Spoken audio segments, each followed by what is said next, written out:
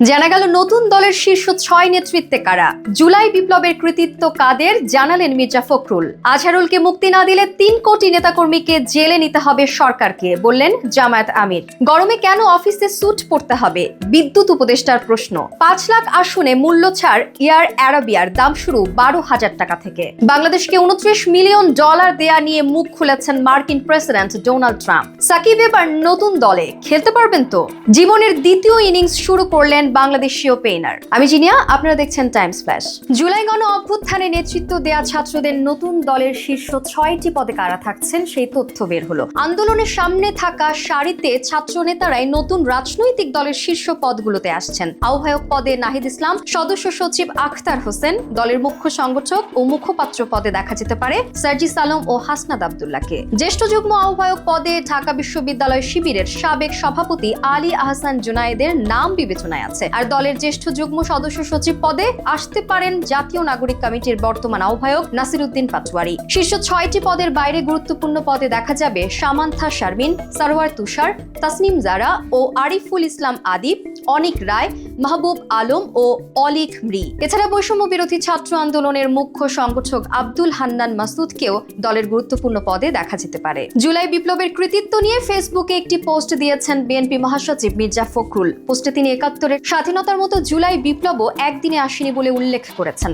পোস্টে মির্জা ফখরুল আরও লিখেন, হাসিনার পতন একদিনে ঘটেনি, এর পেছনে অনেক বছরের ত্যাগ ও সংগ্রাম আছে। হাজার হাজার মানুষ মারা গেছেন, আহত হয়েছেন, অপহৃত হয়েছেন মুক্তির জন্য। এর ফলস্বরূপ ২০২৪ সালে ৫ই অগস্ট হাসিনা পালিয়ে গিয়েছিলেন। কৃতিত্ব সবার, ছাত্র, সাধারণ মানুষ, ডাক্তার, রিকশা চালক, বিক্রেতা, সাংবাদিক, ব্যবসায়ী, শিক্ষক, পেশাদার, প্রবাসীরা, আমাদের বিদেশি বন্ধু, শিশু, প্রতিরক্ষা কর্মকর্তাগণ এবং অবশ্যই রাজনীতিবিদরা। এটিএম আজহারুল ইসলামকে মুক্তি না দিলে সরকারকে জামায়াতের ৩ কোটি নেতাকর্মীকে জেলে নেওয়ার প্রস্তুতি নিতে হবে বলে হুঁশিয়ারি দিয়েছেন দলটির আমির ডক্টর শফিক। লক্ষ্মীপুরে জামায়াতের গণজমায়েতে তিনি বলেন, ফ্যাসিবাদকে ৬ মাস আগে তাড়ানো হলেও এটিএম আজহারুল ইসলাম এখনো ফ্যাসিবাদের বোঝা বয়ে যাচ্ছে। এ বিষয়ে ক্ষোভ প্রকাশ করে জামায়াতের আমির বলেন, স্বেচ্ছায় ২৫ তারিখ আইন শৃঙ্খলা বাহিনীর কাছে ধরা দেবেন তিনি। যেদিন আজহারুল ইসলাম মুক্ত হবে তিনি তার পরদিন কারাগার থেকে বের হবেন। গরমে কেন অফিসে স্যুট পরতে হবে, এমন প্রশ্ন তুলেছেন বিদ্যুৎ উপদেষ্টা।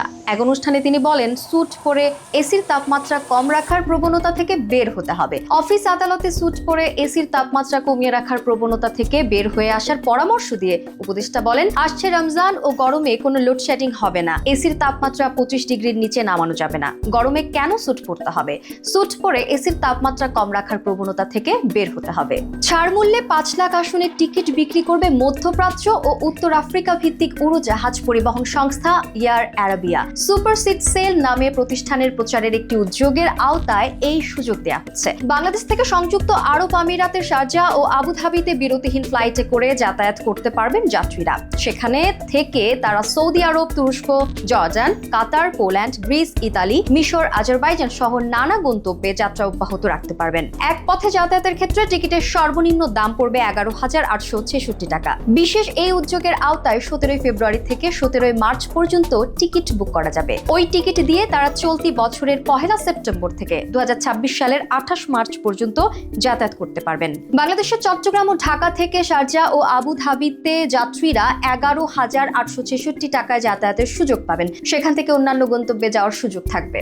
বাংলাদেশকে $২৯ মিলিয়ন দেয়া নিয়ে মুখ খুলেছেন মার্কিন প্রেসিডেন্ট ডোনাল্ড ট্রাম্প। দেশটির গভর্নরদের নিয়ে আয়োজিত এক অনুষ্ঠানে ট্রাম্প বলেন, বাংলাদেশের রাজনৈতিক পরিমণ্ডল শক্তিশালীকরণে একটি সংস্থার কাছে $২৯ মিলিয়ন গেছে, যেটির নাম কেউ কোনোদিন শোনেনি। তারা চেক পেয়েছে। আপনারা ভাবতে পারেন আপনার ছোট সংস্থা আছে, আপনি এখানে ১০,০০০ পান, ওইখানে ১ লাখ পান। আমরা যুক্তরাষ্ট্রের সরকার থেকে $২৯ মিলিয়ন পেয়েছি বাংলাদেশকে দেওয়ার জন্য। ওই সংস্থায় মাত্র ২ জন কাজ করে। আমি মনে করি তারা খুব খুশি, তারা খুবই ধনী। কয়েকদিন পর মহান ব্যক্তি হওয়ার জন্য বড় কোনো ম্যাগাজিনে তাদের ছবি প্রকাশ হবে। তিনি আরো বলেন, রাজনৈতিক পরিমণ্ডল শক্তিশালী করতে বাংলাদেশকে $২৯ মিলিয়ন দেয়া হয়েছে। কেউ জানে না এই রাজনৈতিক পরিমণ্ডল কি, এটির মানে কি। এছাড়া ভারতে ভোট দানে উৎসাহী করতে $২১ মিলিয়ন দেয়া হয়েছে বলেও দাবি করেন ডোনাল্ড ট্রাম্প। তিনি বলেন, আর $২১ মিলিয়ন যাচ্ছে আমার বন্ধু প্রধানমন্ত্রী মোদির কাছে ভোটারদের ভোট কেন্দ্রে আনার জন্য। আমরা ভারতকে বিপিএল এর জন্য $21 মিলিয়ন দিচ্ছি,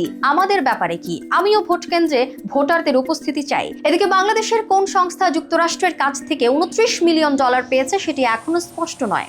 ঢাকা প্রিমিয়ার লিগের নতুন দলে নাম লিখিয়েছেন সাকিব আল হাসান, কিন্তু প্রশ্ন, খেলতে পারবেন তো? মিরপুরে খেলে টেস্ট থেকে অবসর নিতে চেয়েও পারেননি। এরপর বিপিএল এ চিটাগং কিংস তাকে দলে নিলেও খেলাতে পারেনি। গত 5 অগস্ট রাজনৈতিক পট পরিবর্তনের পর থেকে এখন পর্যন্ত দেশেই ফিরতে পারেনি তিনি। এর বাইরে মাঠের ক্রিকেটে আছে বোলিং নিষেধাজ্ঞাও। এত প্রতিকূলতা আর অনিশ্চয়তার মধ্যে আজ ঢাকার প্রিমিয়ার ডিভিশন ক্রিকেট লিগে নতুন দলে নাম লিখিয়েছেন সাকিব আল হাসান। বাংলাদেশ দলের এই সাবেক অধিনায়ককে দলে ভিড়িয়েছে লিজেন্ডস অফ রূপগঞ্জ। ক্লাবটির আশা, আগামী মাসে শুরু প্রিমিয়ার লিগে সাকিবকে পাওয়া যাবে। জীবনের দ্বিতীয় ইনিংস শুরু করলেন বাংলাদেশি ওপেনার জাকির হাসান। বিবাহ বন্ধনে আবদ্ধ হয়ে নিজের জীবনের ইনিংস শুরু করলেন সারা নুসরাত অদ্রির সঙ্গে। তার স্ত্রী ঢাকা বিশ্ববিদ্যালয়ের ছাত্রী। জাতীয় দলের এই সতীর্থের বিয়েতে উপস্থিত থাকতে দেখা গেছে একাধিক ক্রিকেটারকে। এর মধ্যে ওপেনার নাইম শেখ ও আফিফ হোসেন ধ্রুবরা সস্ত্রীক হাজির হয়েছিলেন। সবশেষ বিপিএল এ সিলেট স্ট্রাইকার্সে ছিলেন জাকির। দল হিসেবে সিলেট ভালো করতে না পারলেও জাকির নিজে ছিলেন ব্যাট হাতে উজ্জ্বল। আসলে সেরা ব্যাটারদের তালিকায়ও ছিলেন তিনি। এরকম আরো তথ্য পেতে চোখ রাখুন BangladeshTimes.com-এ। ধন্যবাদ।